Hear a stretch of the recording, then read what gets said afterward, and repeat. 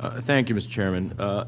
Investors and the American public at large deserve an SEC chair who will fight to hold firms accountable, prosecute corporate misconduct and wrongdoing, and improve investor protections.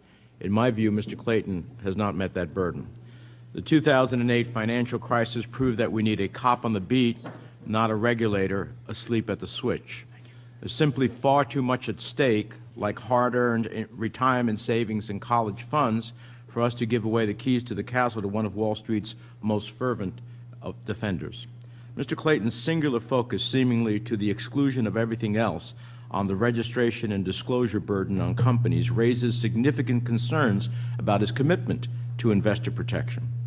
Furthermore, Mr. Clayton's extensive representation of Wall Street firms before, during, and after the crisis will undoubtedly lead to significant conflicts of interest, and while he was dismissive of this concern during his hearing, Mr. Clayton will be forced to recuse himself from numerous decisions that are, at their core, integral to the role of the SEC chair.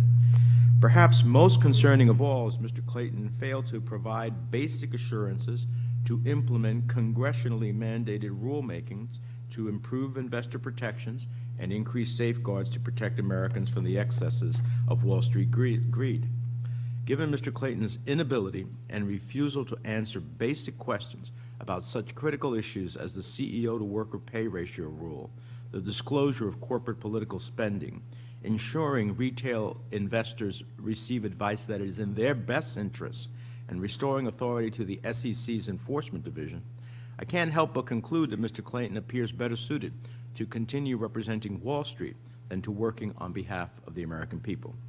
Remarkably, in response to questions I asked about how he will strengthen SEC enforcement, Mr. Clayton said he is, quote, mindful that even the commencement of an investigation can have significant adverse impacts on public companies.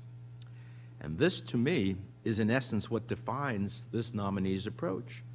Wall Street profits will always prevail over Main Street protections.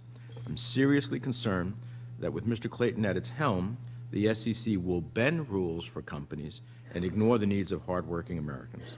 I believe the American people deserve better, and that's why I voted against Mr. Clayton's nomination. Thank you, Mr. Chairman. Thank you. Senator